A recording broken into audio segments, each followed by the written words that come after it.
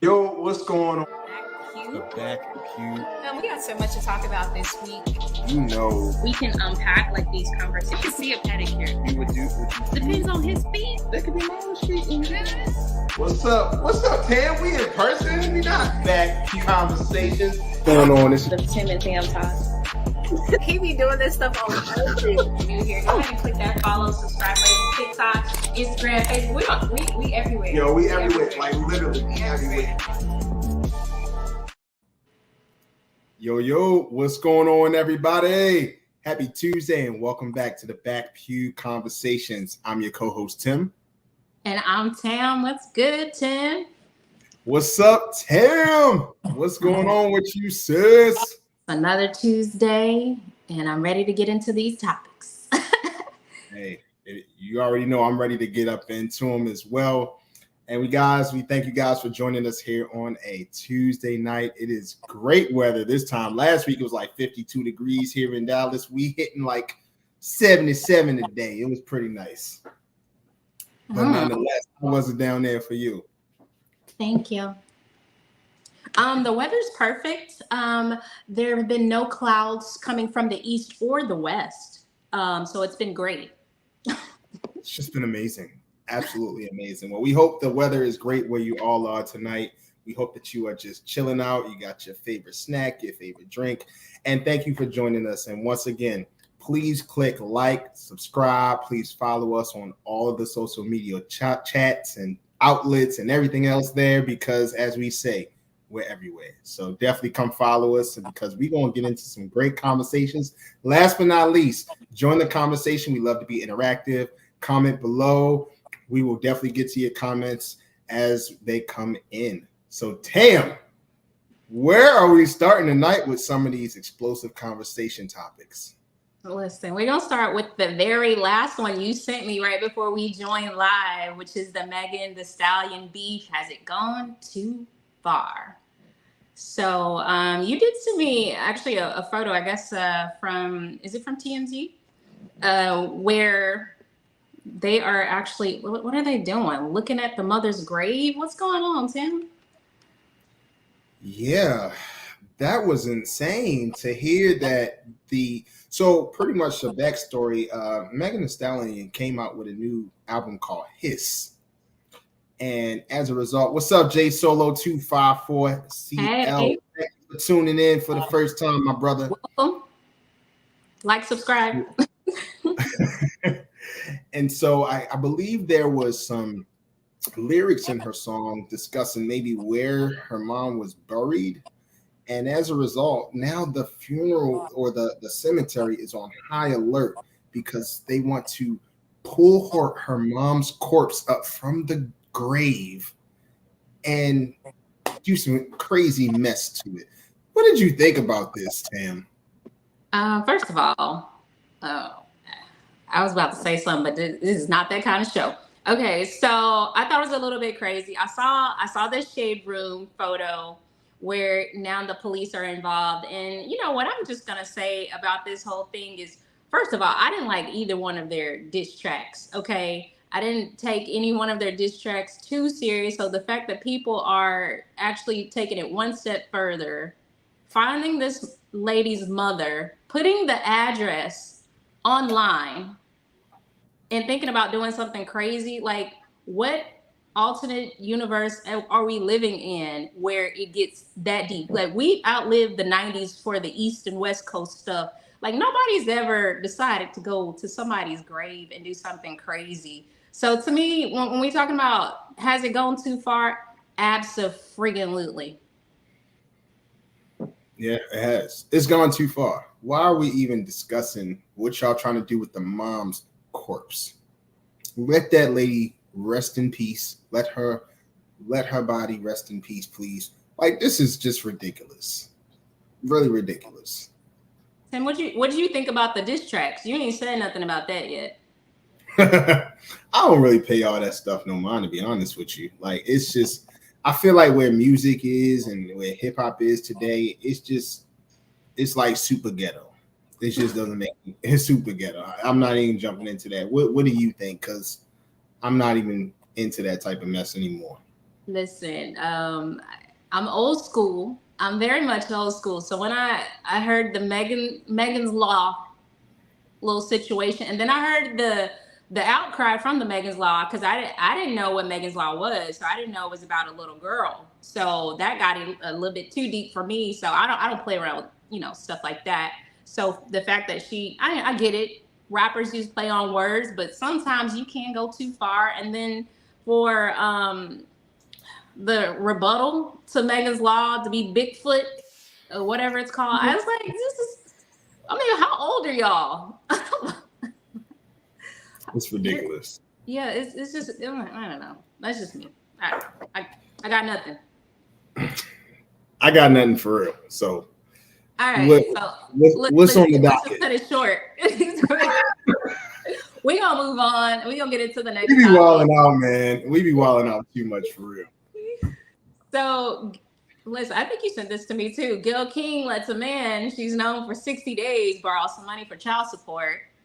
We actually have the video for this of her actually discussing this whole situation. So let's actually get into what she said. You think you could lend me $4,000? And I'm like, oh God. Asked what it's for. He said, yeah, it was for a child support issue. So that was short. Okay. Now, what do you think about this situation, Tim? I mean, she pretty much said that while she lent this man some money, she lent him $4,000 while they were dating for 2 months. He had an issue with child support. She loaned him the money, and then he actually gave her the money back on time. Mm-hmm. So it really was a loan. But she said that it changed the perception of how she looked at the relationship after that. I would say she's probably valid in the way where she probably was afraid that if this man is asking me for money 2 months in, what will this look like down the line? Yeah. Yeah. Is it going to be, are you going to consistently ask me for money when you get into a bind, even though you paid me back? But the fact that you asked for such a large amount, and we don't know how long ago this was. See, $4,000 today in 2024 is a lot of money, but if we're talking back in the day, it's $4,000, probably $10,000 back then. Yeah. And so you have to factor in this guy is really asking for so much money because he had an issue that he didn't deal with. And so I can see it from a woman's point of view why there could be some trepidation why you'd want to date him or go further, because maybe that sign is showing you that. But also on the flip side of it, some brothers will probably look at it and say, man, life just happens sometimes. You have some situations that just happen to good people. You have unfortunate situations that happen to good people. And if that's the case, don't we want to extend grace to that person? There is that element right there of extending some grace, but also setting a boundary, because Gayle King could have also said, I really like you. I help you this one time, but listen, you can't make this a pattern, So I'm a diplomatic person. For those of y'all who know me and know me well, I'm very diplomatic. I try to see things from both sides.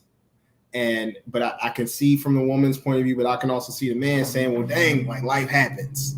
Life can happen. And then is that 3 strikes against me in that situation? So that's kind of how I see it first glance. What you think, Tim? Throw it all away. Do not collect $200. Just keep going. Just drive the car as fast as you can. Just book it out of there. That's what she did, and that's what she was meant to do. I don't 60 days is not long enough to be, asking somebody to borrow money. You have family, you have friends, you also have payday loans. Okay. You have a lot of opportunities. I mean, is your credit bad as well? Why do you need to ask me for a no interest loan? I mean, there's just to me, as a woman, there's so much wrong with this. And I'm not saying that women can't ever be in a position to give a man money. That I don't want to say that. But I will say 2 months and you're dating this person, when you think about a woman, what we're looking for, that's a vetting period. It's a vetting thing to see whether or not this is somebody that I can rely on. This is somebody I can be vulnerable with. This is somebody that could potentially keep a roof over my head. This is somebody who is stable. This is somebody who takes care of his finances. This is somebody who takes care of his kids. Like, when you're thinking about all the things in regards to what she was giving away, when she let that man borrow the money, it was like none of that showed any kind of evidence that he was capable of continuing a relationship with her. Now, had they been in a relationship and like you said, maybe he fell on hard times, life happens. Life happens to all of us. But if she had no previous evidence of him being a provider, him being good with his money, him having good credit, him taking care of his kids, she had no previous evidence of that. You're walking in fresh into this brand new relationship, and the only evidence you have is, hey, can I borrow a couple $1,000s for my child support? That to me is a huge red flag. It's a red flag. I can see that. I can definitely see that. Tim Brandon says, why is Gayle smashing this guy? Why is she smashing this guy, Tim? Do we know that she was smashing the 2-month guy? Now, do you really think she gave the money away without trying a piece? Sampling is what we call it. Okay, well, she sampled. You best believe she clearly it wasn't that good because she didn't want any more of the free samples. And well, they weren't free, so that's not you true. gotta pay for it. You might as well go get maybe he was good. He was so good he probably felt like he could ask that question. He's like, oh yeah, I put it down. Damn, I put it down. Can I get some of that? See? And now exactly. And look at what was said here. Gayle gave away more than money. Thank you, my older brother. Thank you. So, Tim, you're like not you, but the other Tim. He's a mess. That's crazy. That's crazy. Allegedly, she gave away more of the money. I don't know. She allegedly did. She allegedly didn't get that cookie away. She just gave $4,000 to a man.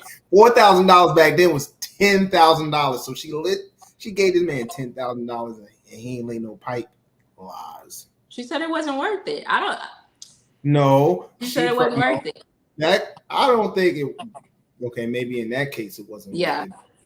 Maybe the red flag. She wasn't a dumb lady. She was smart. She had like a whole trajectory in front of her of a life in broadcast journalism. So she probably was smart enough to say, okay, I'm gonna leave him where I'm at because I'm not even putting myself in that position. But he definitely sampled the cookie. Okay. No, I feel like if there was some sampling going on, the sampling wasn't great, and the borrowing of the money was a cherry on top of the freaking cake or the ice cream, whatever you want to put it. So it was like, oh, it ain't good, and you borrowing money. Our brother Tim Brandon is back. He says, dude smashed and Gayle loaned him the money because it was good. I'm gonna let y'all don't want to know. Y'all don't want to believe the truth. Actually, I don't want to keep having thoughts of Gayle King smashing anyone. I mean, okay. Y'all brought it up. It was one of you Tims that brought it up. Wasn't me. I think it was the other two. All right, let's get into the next topic, Tim. We have Charleston White on a very serious topic about who destroyed the Black family. So we actually have that video. So let's get into what he had to say. Who's destroying the Black family? I say the Black man.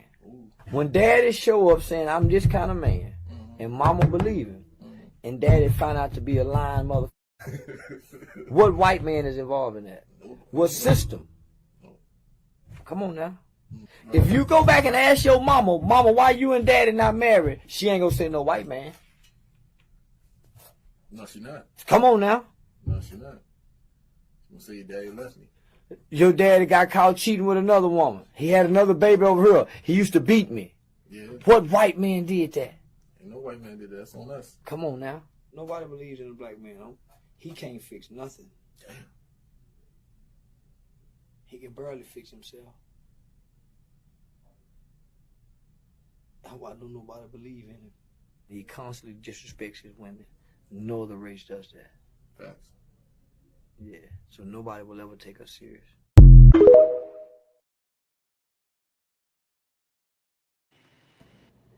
That was heavy.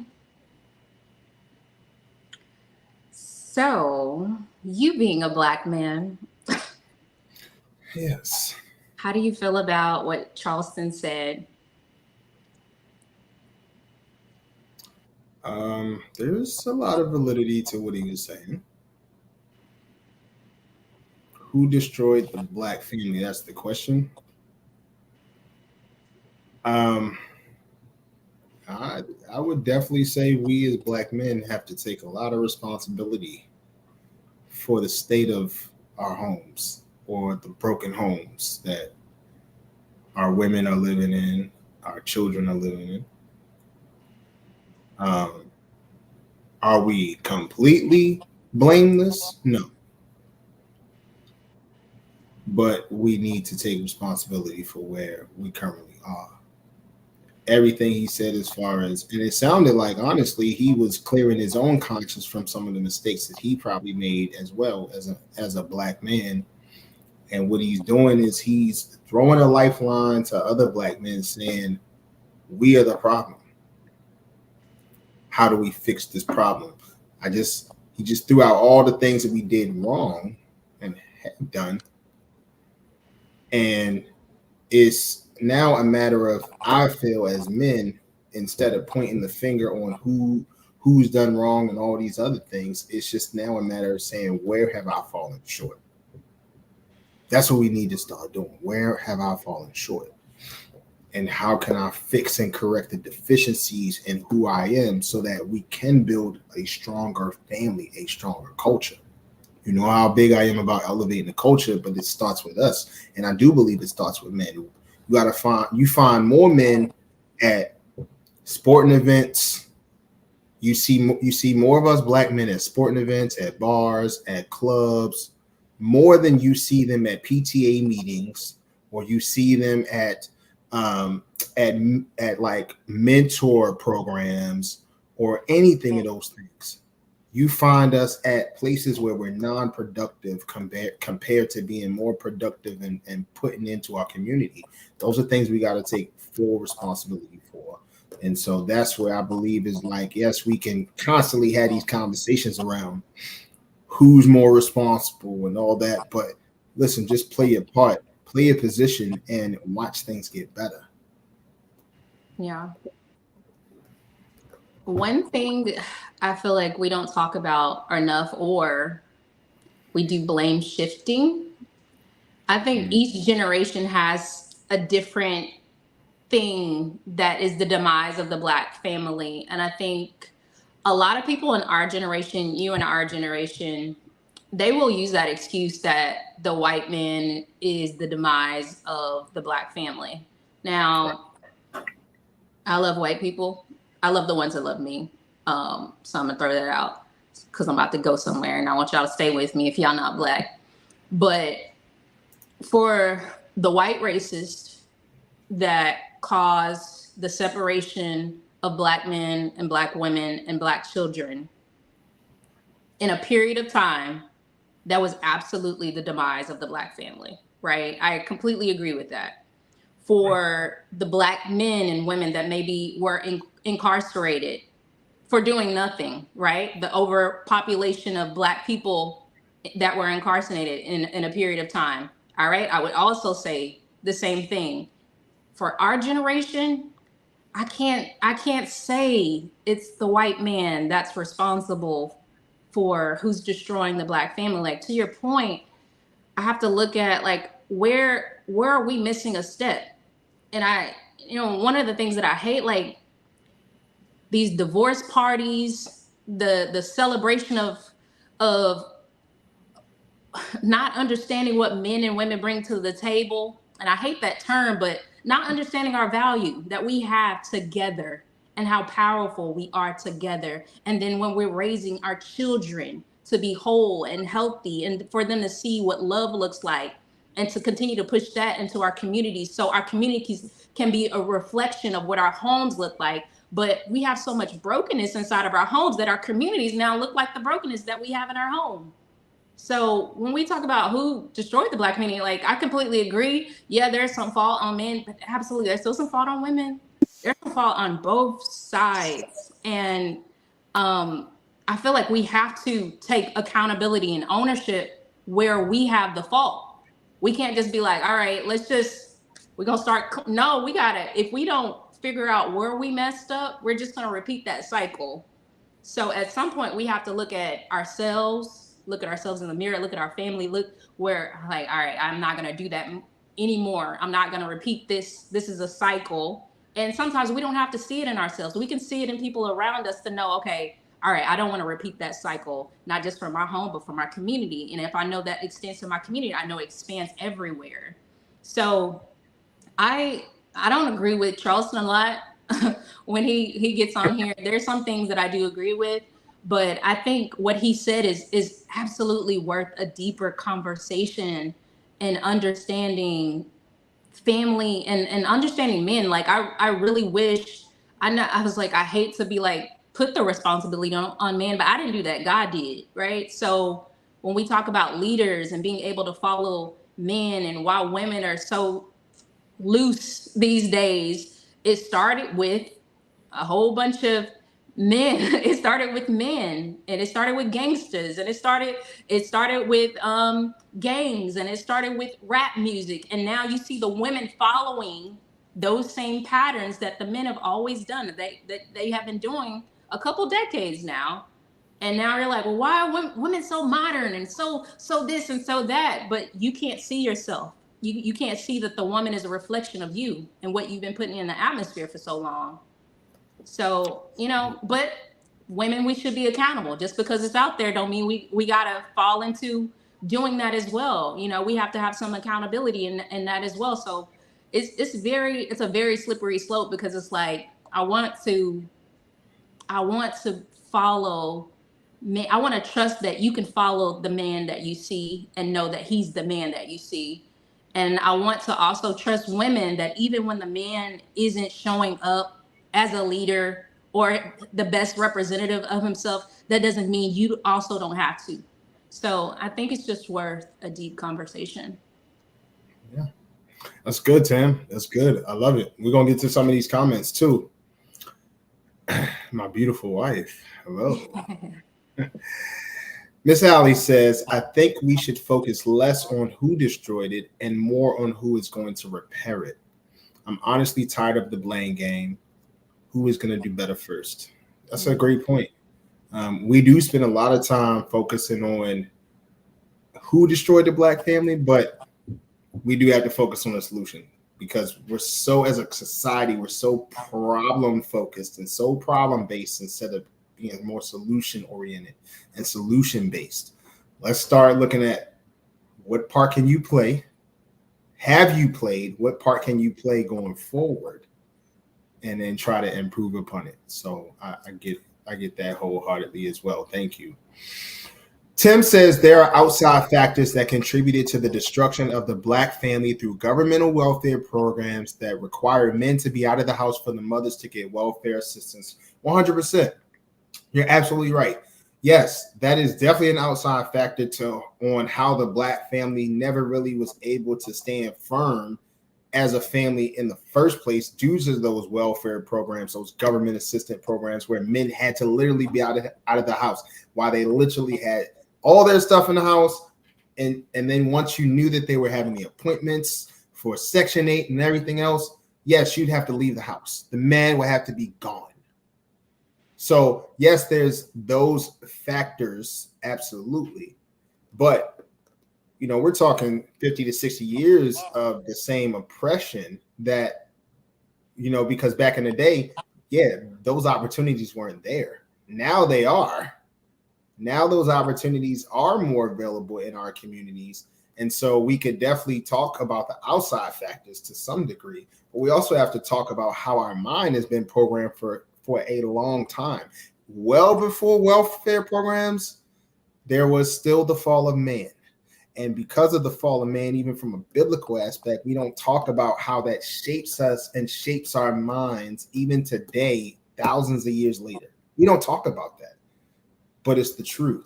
So we do have to look at it, not just men are the only problem.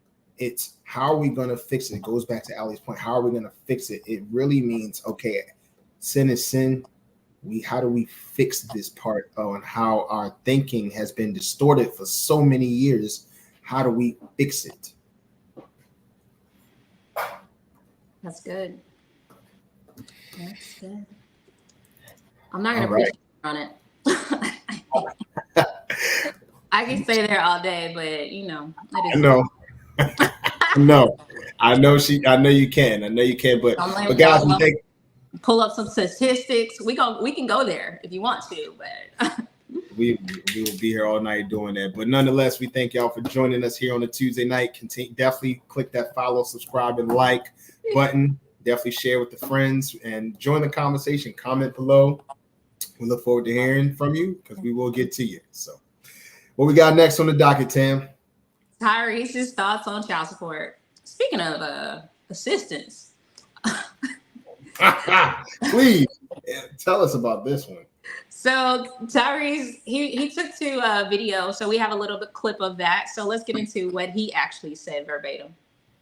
Is this love or just a transaction?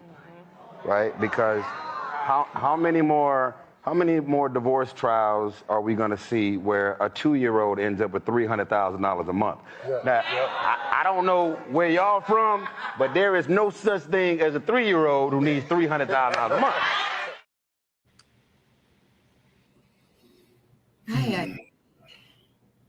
All right, so I know child support is a very touchy subject for some. Sorry, I saw a comment. For some people. I'm just tired of him crying. He always crying about something. How you gonna act like that? You know, pretty much that's what he's saying. How you gonna act like that, Judge? How you gonna act like that and give her $300,000 a month in child support? Always sideways. Why are you sideways? Gosh. Why am I sideways? Oh. Child. All right. You good now? I hope so. That's going on the blooper reel. Okay. Yeah. But no, seriously. Dude, you make millions and millions of dollars a year. In some way, shape, or form, from touring to ticket sales to, movies. Yo, you make royalties off of every Fast and Furious movie you've ever been in. The royalty checks be hitting kind of good. You mean to tell me now? While $300,000 sounds like a lot to us, but dude, that's a drop in the bucket for you. And it's not. And even though you don't like the woman that is going to, dude, is still your child. You decided to have a woman. You a child with her, get married with her, and everything like that. How you gonna act like that? I mean, how you gonna go in here and talk about this? To me, I just don't agree with it at all. You are pissed that you gotta get $300,000 a month. It's for your kid's future. He may need that money down the line. Shoot, inflation going up. All right, that's all I had. I try not to talk about child support, but I think what some people fail to realize is that it's supposed to support your child in the manner as if you were still present. Mm-hmm. So for the normal kid, like you said, $300,000 may seem very extreme. I don't know how much he makes, or if he's just embellishing that number, right? I don't know how much Tyrese makes. He don't act like he makes a lot all the time. But anyways, so It's just you're supposed to be able to sustain the lifestyle that your kid had when you were allegedly or supposedly with the mother, or as if you were primary custodial of the child. So if that's the case, like if you are in a mansion, guess what? Your kid should have the same luxury and lifestyle as their parent. Like, why would you want to be in a mansion but your kid is not? We have this ideology that we say we work really hard for our kids. We do it all for our kids. I'm grinding so my kids can have more than me.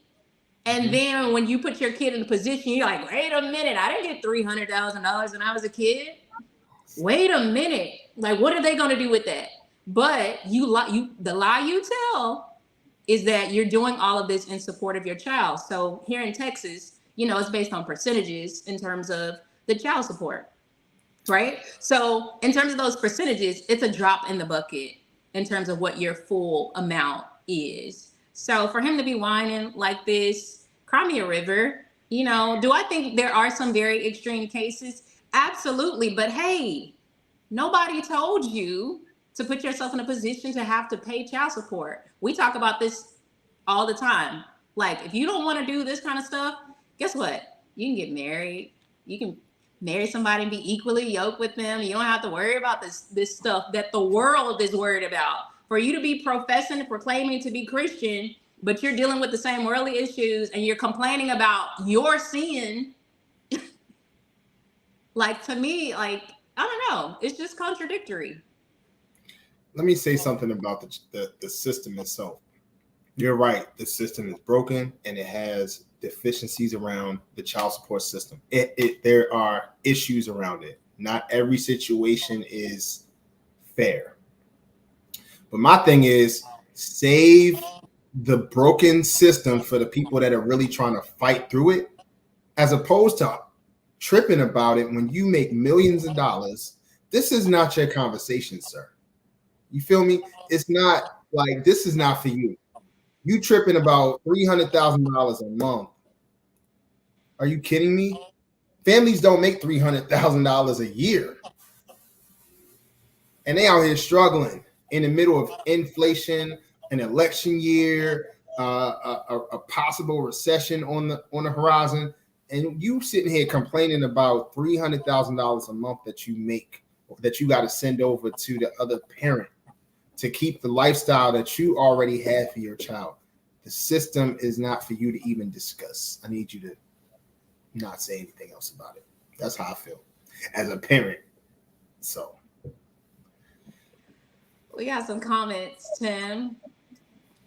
This lady says, what happened to the sweet lady days? Yeah, I don't know. Yeah, he ain't sweet lady no more. He's just mad, man.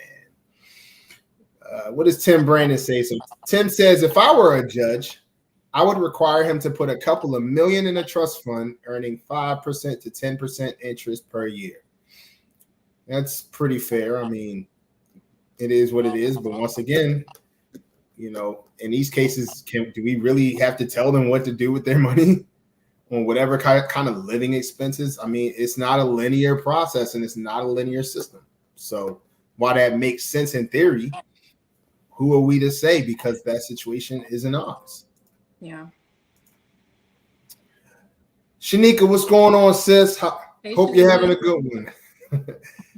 Let's see. Shanika says, do you think we feel the same if women had to pay child support? I guess she's asking, would we feel the same if it were a woman having to pay that amount? Yes. I'm pretty sure. I'm pretty sure I y'all would feel some kind of way, wouldn't you? I would feel the same. Yeah. Yeah. I was like, I feel like if the shoe were reversed, I don't feel like women would complain about it as much as I hear men complain about it, because dare I say this, women are the majority that step up anyway. So paying a percentage of what you already doing don't seem like a lot to me, in my opinion. If somebody was like, yeah, you just pay 25% for your kids rather than what 1,000% of what I'm doing right now, trust me. Here you go. If I didn't care, if I didn't care to, take care of my kids. So to be complaining about something that you were going to do 100% of anyway, that to me, I'm just like, what are we talking about? And my wife even says there are women who do, and she can attest to that straight up. So It's a fact. And women just do what they got to do. We want to complain about it. And it's rooted in selfishness. It's rooted in selfishness. And that's where you got to be just very careful, because when God give it, God could take away. You want to be very careful. I don't care how talented you are, sir. Be very careful, because you can end up bankrupt at any given time. And your tootling noise of singing, act how you gonna act like that, ain't gonna go well in them Las Vegas showgirl rooms. Okay, so I just went left. Oh, rooms? Las Vegas showgirl. Escalated. What we got next? Oh, we got another comment. Yeah. Your wife said it. Most of the time, child support don't even be enough to feed the kids for the month. That's true. Feed the kids. Look, pay their side of the mortgage. Shoot, I would be in a 1-bedroom living my best life rather than having any kids. I bet. My best life.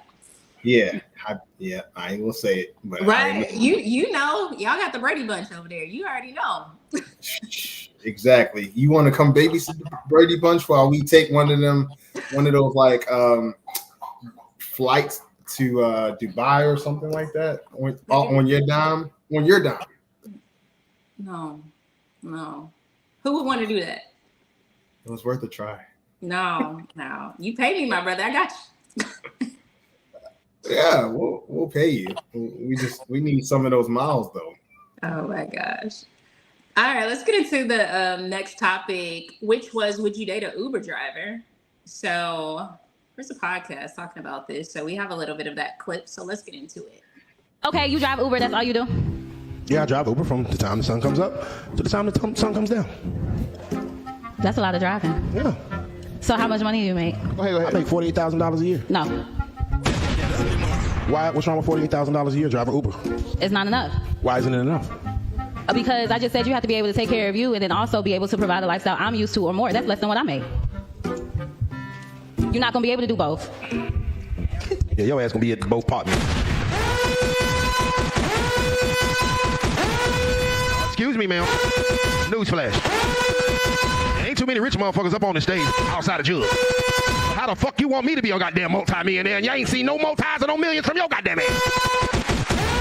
Hello, it's crawl, walk, run. Maybe I'm starting a delivery service. Maybe I'm starting a driver service. Maybe I'm starting my own business and I'm working for capital. Maybe I'm building an empire. Because goddamn it, sometimes the janitor ends up owning the building. How about you goddamn try to find a nigga? The fact that I work from sun up to sundown is not good enough for you? It's crazy. Hello? When in the hell did work ethic go out the fucking door? I'm willing to work sun up and sundown for you and it's not enough? But I probably treated you better than your daddy treated me. Yeah, baby daddy treated me. Fucking ex-boyfriend treated me.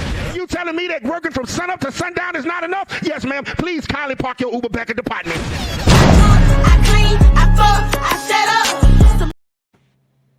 up. Apologies for all the cuss words. He said all of them. All of them. Apologies. Wow. Yeah. Yeah. Yeah.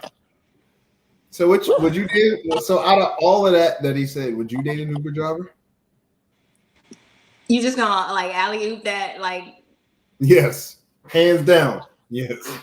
Can I ask follow-up questions? Is this the only job he has? He just said that's the only job he has, working 16 hours a day. So I think it's worth continued conversation in terms of like long-term goals, plans, financial outlook, ambition. Like, I think it's worth the conversation. I can't say right now in this season of my life if somebody was making $48,000 and they just decided they were going to be an Uber driver until the end of time. I don't really know. Making $48K sun up to sundown, that's what you're making annually. I don't necessarily know if I would be like comfortable with that, because I'd be like, all right, so what's next? You know, what else are you doing?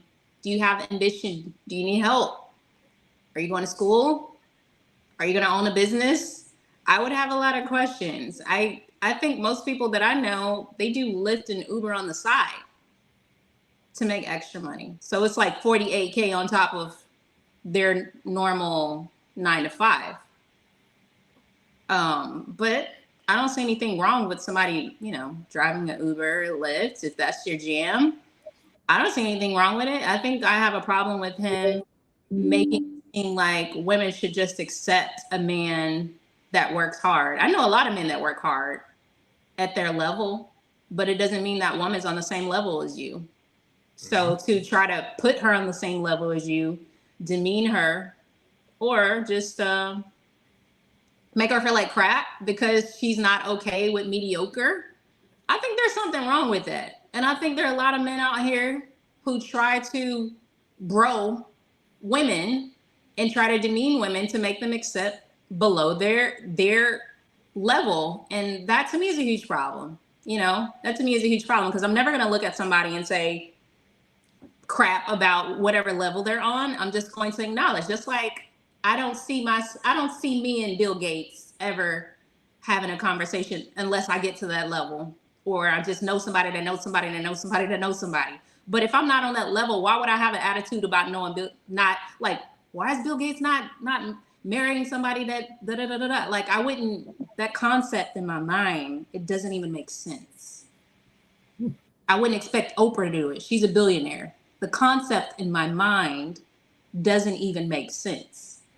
So because you feel like you get to date on your level or any level, you give women the standard that she has to date below her level. I don't like it. I don't like it. That's all I got to say. That's fair. That's fair. Okay. So you know your brother's kind of a math whiz, right? Okay. To some degree. All right. This man makes $48,000 a year. Divided by 12? 48. Okay. Yeah, I'm going to break it down to you for you. Okay. $48,000 a year. He said he works 16 hours a day. Let's say he works 16 hours a day, 5 days a week. That's 80 hours a week. Let's also put in the fact that 80 hours a week times 52 is 4,160 hours. That meant that man worked a total of 4,160 hours. Now, on a full-time job, on average, you get paid for 2,080 hours a year. 2,080 hours a year. So we just identified that this man he has to work double 4,160 hours a year to make $48,000 a year, which equates to $10.42 an hour. He made $10.42 per hour that he worked for 4,160 hours. So he's overworked for $10, which is actually below the national minimum wage. So let me get this straight. You expect a woman in 2024 to date you because you're an Uber driver working 16 hours a day, but sir, you're not even maximizing what you could be doing with those 16 hours a day if you're only making $10 an hour. Just being honest with you from that aspect, first of all. However, like you did mention, Tim, if you are doing other things to supplement, I don't know how you supplement 4,160 hours for that year, but if somehow, some way you are doing something to put yourself in a position to have someone under you or with you to where y'all can live a suitable and sufficient life together, then yeah, let's have a conversation. But other than that, you should be spending way more time doing something in addition to being an Uber driver. I'm just saying, because this is what we talked about. Since we talking about how would you date an Uber driver if I work 16 hours a day? No, let's break this down. That don't even make sense. Yeah. And do you even have time to date? No. 4,100 hours a day? Do you have? You only got 8 more hours to sleep. 16 hours a day. That's 24 hours in a day. You got 8 more hours to sleep. And what you gonna do? Only thing I can think of, it doesn't take much time, but that's not dating. Okay. That's not dating. So you don't have time to date. You don't have time for nothing right now. This is just a weird season. My daughter was making more than $10 an hour for her first job in 2024, $15 an hour, Chick-fil-A. So to me, just the math doesn't matter. Thank you for the math. Now that I understand the math, it still don't math. Okay. Still don't math. And it's not to say, and if it's supplemental, that's cool. That's dope. Ain't nobody knocking you for that. We got some comments. Tim says Uber and Lyft is cool because you're a contract laborer. Dope. Exactly. He also says, I'm an Uber and Lyft driver, and as an auto dealer, I provide cars for other Uber and Lyft drivers, and they rent my cars. That's great. Really appreciate you for throwing it out there. You're a businessman, savvy. However, you're an Uber and a Lyft driver, so I'm pretty sure that's not your primary job. I would doubt to believe that you would do that for 16 hours a day. Just being honest. I'm done with that one. What we got next, Tim? This one's pretty simple. So this is a question that came from the archive for you and I. It was, can fathers set expectations too high where your daughter is incapable of finding a good dude? You think there's I don't know. Do you think there's an issue in the expectation that good fathers set for their daughters, or how do you feel about that? As a father, I don't care. I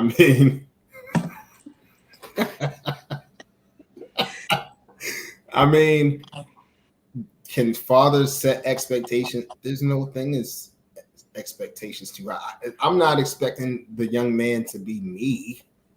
I'm expecting him to love and respect my daughters like I love and respect my daughters. The same example that I'm giving you, if I'm passing her over to you, I'm expecting you to treat her the same way she was treated prior to me giving her hand over to you.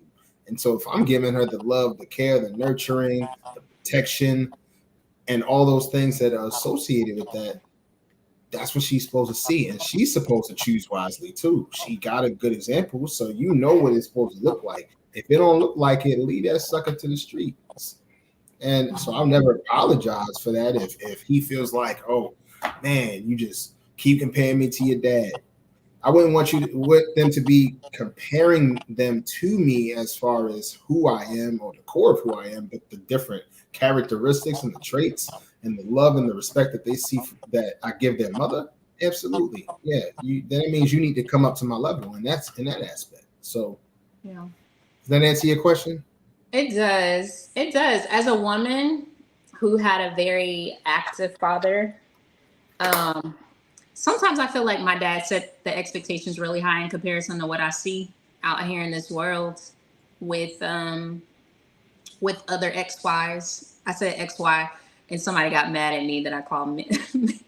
How dare you call them XYs? Anyways, so I'm doing that just for that person. For other men, and I think that comes to, like you said, when a father is a really good example of what a man should be when he is, when you open the door for your little girl, when you pay for dinner for your little girl, when you walk with her and tell her to walk on, you're going to walk on the outside, she's going to walk on the inside. Well, yeah, the inside. So all of those things that, traditionally a good father exposes to his daughter, and then I would say spoil, but I don't even see it as spoiling. It's just like you are outwardly showing her love in whatever capacity that a father shows his daughter. So I think traditionally, as we get older, we kind of expect all men to be like our fathers. We're looking, and when people say you marry your dad or whatever, I think ideally we look to marry somebody who shows up in that behavior. And when they don't, it's like,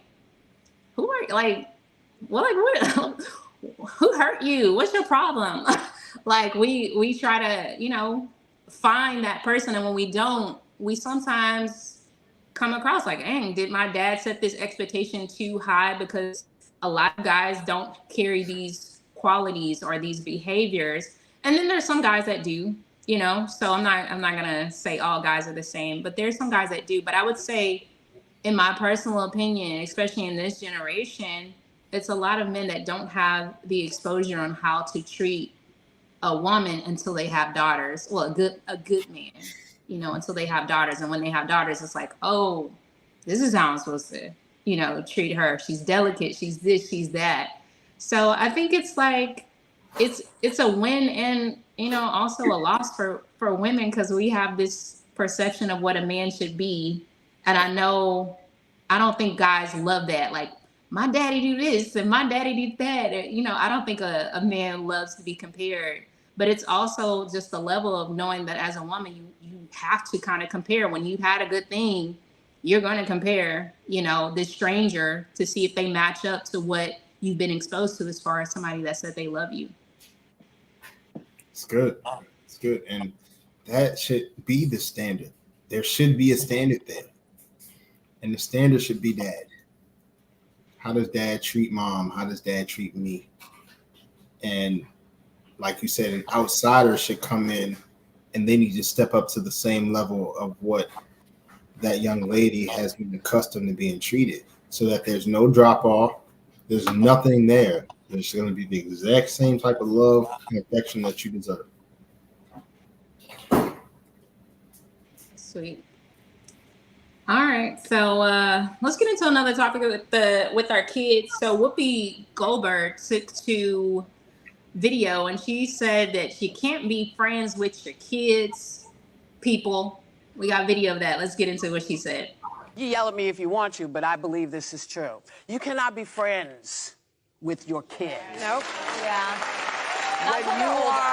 When you have to do the things you have to do as a parent, At what age can you become friends with them? I'll tell you. I became, me and my daughter are really tight, as you know. Yeah. And her window, when she went in at 13 and became this whole other person, and she emerged at 26. I have to wait till 26? Yes, you do. I think that's right. 22. Yes, you do.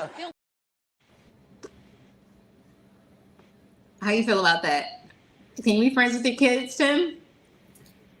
Yeah, I mean, not really. I mean, I'm dad. But while all of the kids respect me as dad, and they know, like, dad don't play, dad is dad. However, we got moments where we could be buddies. We could be cool. We got moments. We got little pockets where we hang out and we could just talk. Like, it doesn't have to be, I'm dad. No, if I'm talking to my boys, hey, we talking man to young man. What's up? What you got going on? And how are you doing? And what are you feeling? Like, you still can come to me in a safe space and express yourself to me in a loving and respectful way, because that's what I'm going to do for you. But just always know that there's still a level of authority that's always going to be there. So it's one thing to be like in my house, I'm the cool dad. I'm cool. I'm the cool parent. I'm the very cool parent. I'm cool and calm, collected for the most part, chill. I'm the one that gets them candy and snacks and everything. I'm the cool parent for the most part. But at the same time, there's still a level of authority that they know, and they know that we don't play that for the most part. So my wife even comes on and says, no, I'm a cool mom, but I'm not your friend. It's blurring the lines when you try to be their friends. And that's 100%. She mad cool with the kids, but they also know that there's a limit.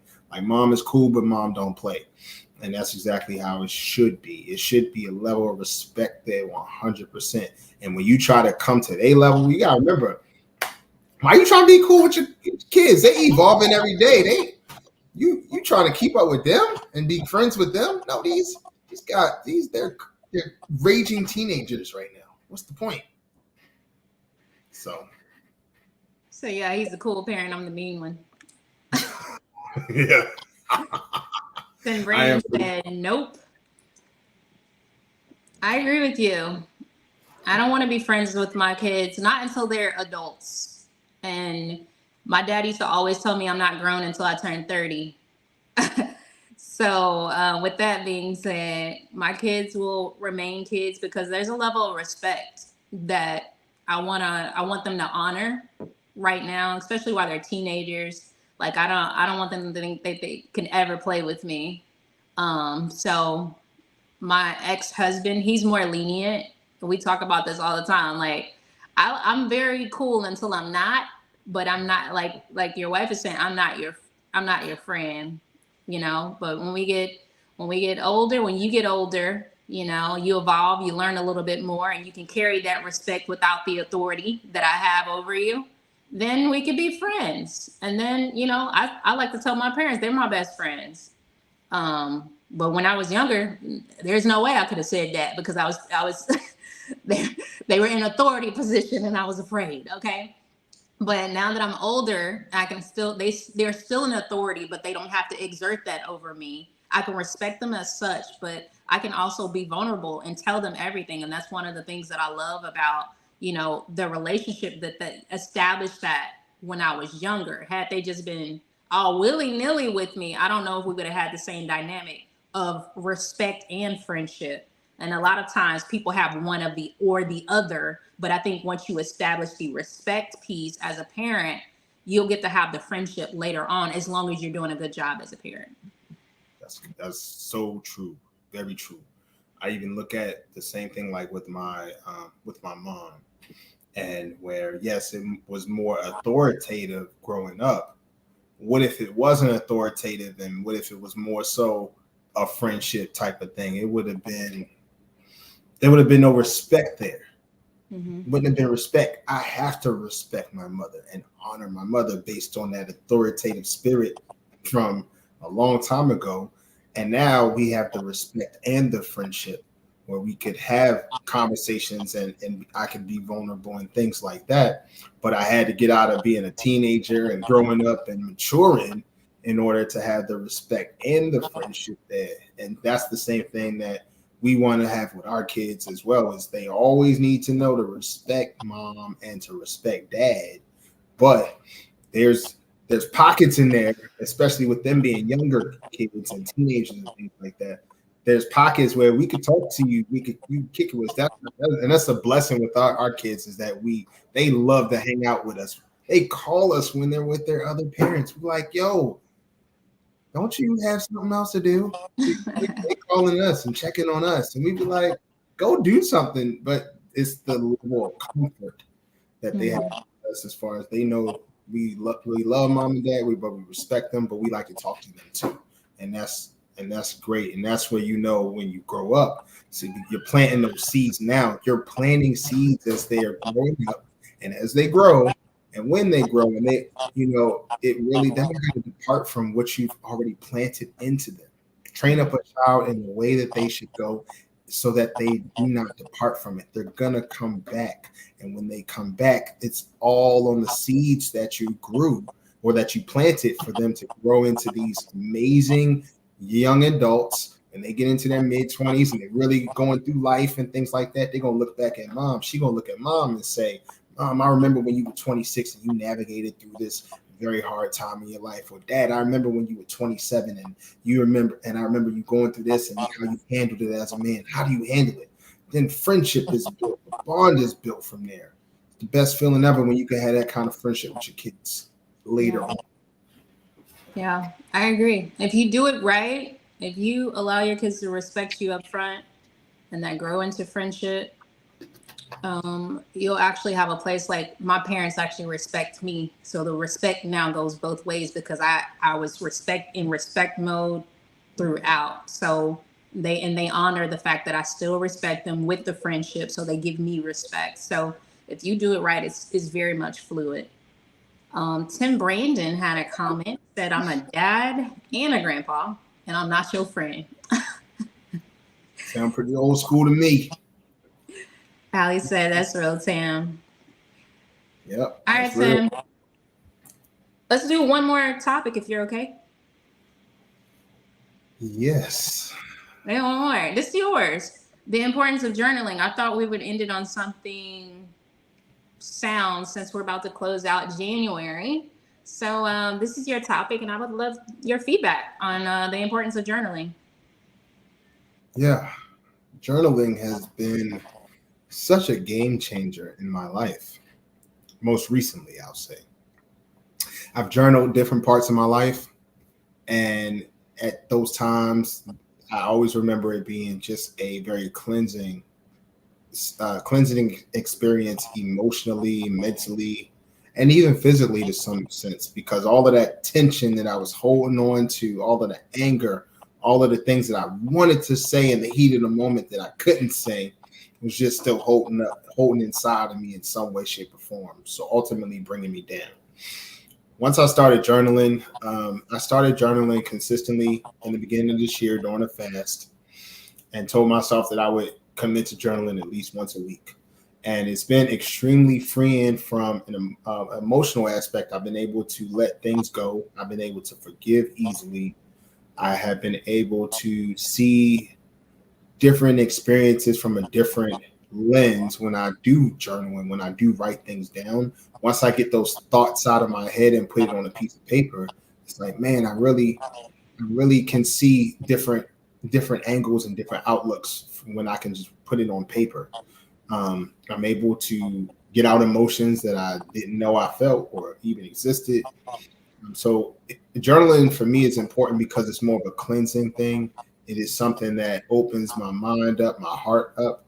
And I encourage people, specifically men, specifically Black men, I would really encourage you to take the time. You have to be intentional, but you have to take the time and journal. Even if it means journaling for 5 minutes to get started on it, I would highly suggest you do it because it is very cleansing. And the one thing we as Black men, we're not used to talking about feelings. We're not used to talking about emotions. We don't, that's just not us. But Black men are dying at an alarming rate due to stress. Let me say that again. Black men are dying at an alarming rate due to stress. Silent killers, because we're not taking care of ourselves mentally. And so if you could get out what you're feeling, anger, sadness, depression, anxiety, things that we don't talk enough about in our community, but we need to start talking about it. You never know if that could save your life. It's real, man. I'm telling you. So journaling is a very important tool. It's not the only tool. You need therapy and counseling. You go get that help. If you can't afford it, there's different resources out here that you could look online to really connect with. BetterHelp is a great therapy app. I also know people at Anticipate Joy. Shout out to Veronica Tedderton. She's doing great with her partner, Carla Evans. And they have plenty of resources out here to get the mental health support and the assistance that you need. But journaling is something that you can do without even having to go online. Just pick up a pen, start writing on a piece of paper, just getting your thoughts out, your feelings out, and everything. And you'll never know how therapeutic that is. And you never know if that could be something that could ultimately save your life. That's good, Tim. I agree with you. I make it a point. I actually have some prayer journals that I created on Amazon. Shameless plug. So I have some prayer journals, but when I was like at the lowest place in my life, my brother got murdered, and the year after that, I was literally walking through divorce, lost my house. I just had lost my job. I had a whole bunch of stuff happen to me, like a chain event of things happening all at the same time. And I felt so lost and in despair. But I had a prayer journal that I found, like it was on sale. And I was just like, I'm just going to write out this season of my life. And the great thing about the prayer journal, it was like, it had like moments where I prayed about like where I was and where I wanted to be. And I could put the dates. So, and I still have this journal from freaking 2014, where I sit and cry sometimes because I'll go back and look at all the times where God brought me out. All the times where I didn't know how I was going to see my way out of something. And it's just a good reminder that miracles still happen, that God is concerned about what we're concerned about. And it's just a reminder, because I think as we go through life, the church say, soon we forget how good God is, because now we're dealing with something, a new phase, a new level. We want something else. We're dealing with something else, that we forget all of the times where we thought, there's no way I'm going to see my way out of this. There's no way life is going to get any better. Like, God, why am I here? Moments. But my prayer journal is evidence that no matter what I go through, no matter where I am, that God is still moving on my behalf.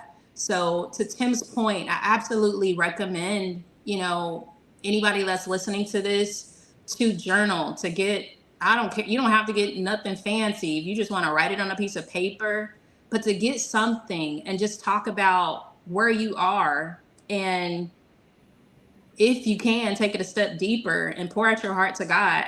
Because like I love talking to God in my journal. I pray, but I love just being like, hey God, hey Dad. I call him Dad in my journal. This is where I am today, but this is where I want to be.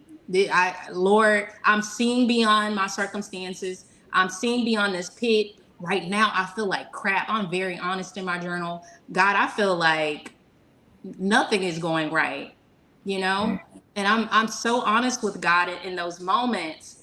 But when I look back at all the moments where I just feel like there is no way out of this, God has brought me through. And I'm going to say this passage that's in the Bible, Habakkuk 2 and 2 and 3. And it says, and the Lord answered to me and he said, write the vision and make it plain upon tables, that he may run that read it. For the vision is yet for an appointed time, but at the end it shall speak and not lie. Though it tarry, wait for it, because it will surely come and it will not tarry. And I just want to remind somebody, there's so much power in just writing the vision. The Bible even tells us that. And the Bible tells us to pray according to his will. And if it's in the word, it lines up to what he's already told us to do. And he made a promise. He said, it will come. For the vision is yet for an appointed time, but at the end, it shall speak and not lie. God made a promise to us. And if you're listening to this, I just want you to hold on to that promise the same way I have, the same way Tim has. And we're just leaning and being affirmed in the word that God will come through for you as well. So there's a very much an importance of just writing and journaling. So I just want to encourage you guys to do so. Amen. Thank you, Tam. I love it. You're welcome. All right, that's all we have today, Tim. We close it out with some good word after all that cussing. Praise the Lord. Praise God. Oh, Lord. Please forgive us for all that cussing earlier. Praise the Lord. All right, so we got some final thoughts. Tim, what are your final thoughts for tonight? Final thoughts. Okay, so Megan Stallion's beef has definitely gone too far. Y'all need to leave her mother's corpse alone, for the love of God. Like, that is just sad and crazy. So leave that alone. Gayle King, we don't know. We don't really need to know if you really was doing some things, giving up $4,000 after doing some things. We don't necessarily need to know that. But what I will say is that, brothers, do not ask a woman that you would have just started dating for any money. Like, don't do that. That's another part of dating 101 from my vantage point. But okay. Who destroyed the black family? Everybody's had a hand in destroying the black family, but we could talk about government assistance programs from back in the day. We could talk about, we can go back to so many different things. But me as a man, I'm going to take responsibility for the brothers. We've had a huge hand in destroying the black families with doing, abuse, adulteries, cheating, lying, not being good parents, not being good fathers, not being good husbands. We got all these different reasons why. So we take I take the sword. I'll fall on the sword for the black men. Okay. Tyrese's thoughts on child support. I don't care. We're moving on. Would you date an Uber driver? Would you date a guy making $10 an hour, working 4,160 hours a year, which only leaves you with a third of his time? I'll let you answer that. Can fathers set daughters' expectations too high? Yes. Yes, we can. And yes, we will. It's no problem. And I have no complaints about it. Can you be friends with your kids? No. Simple as that. You can. And last but not least, the importance of journaling is super important. We as black men, you never know, that could save your life. If you are journaling, getting some of that anger, the bitterness, that depression, that anxiety out your system and on a piece of paper, and doing some breathing exercises around it and all that, man, I'm telling you, life could be different, man. So do it. All right, that's my final thoughts. What you got, Tim? Listen, how do I follow that? Megan the Stallion, beef gone too far. Leave that lady mama alone. Let her rest. Let her rest. Okay. Gayle King situation. Y'all was saying she was doing something strange for some change or passing out the change. But I'm going to believe that lady was just being kind from the pureness of her heart. And she decided that relationship no longer served her. Okay. All right. And then who destroyed the black family? Listen, to Tim's point, every generation is a little bit different in terms of who destroyed the black family. But I will say that I am confident that one day we're going to have phenomenal men who are leaders, who are going to allow the blinded to see and to give those who are lost a path forward, a way forward for us to do better. That is my hope. That is my prayer. All right.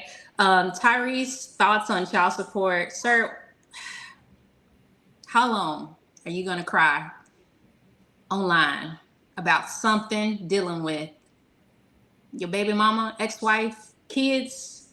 I don't know.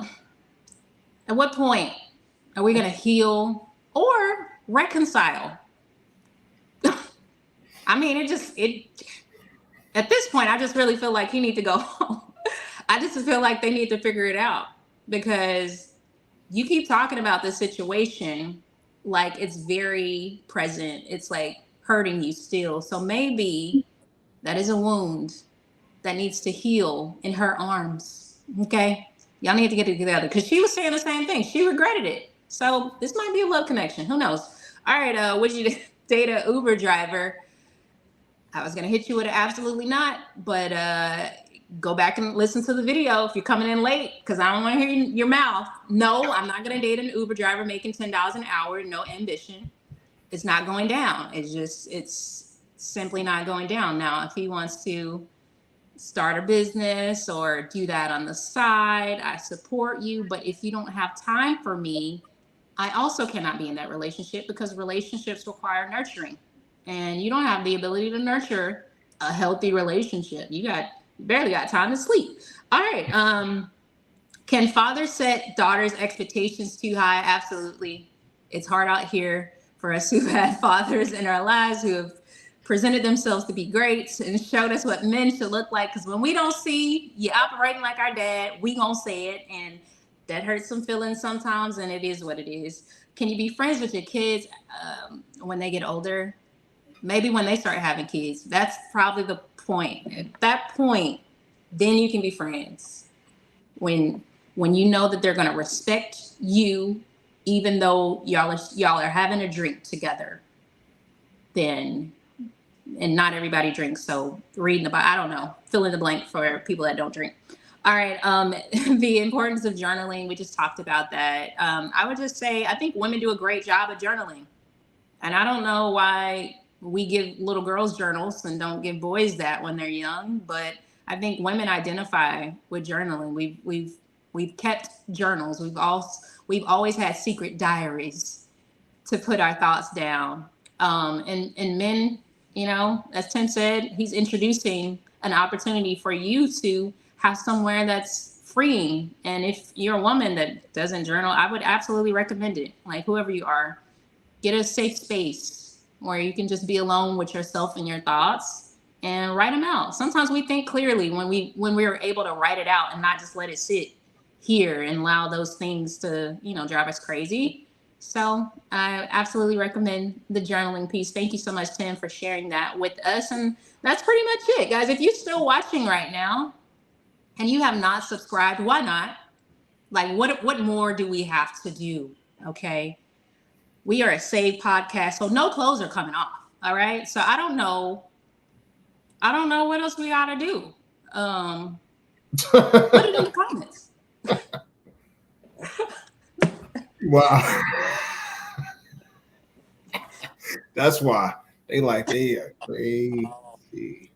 It got weird. Did it get weird? Nope, you good.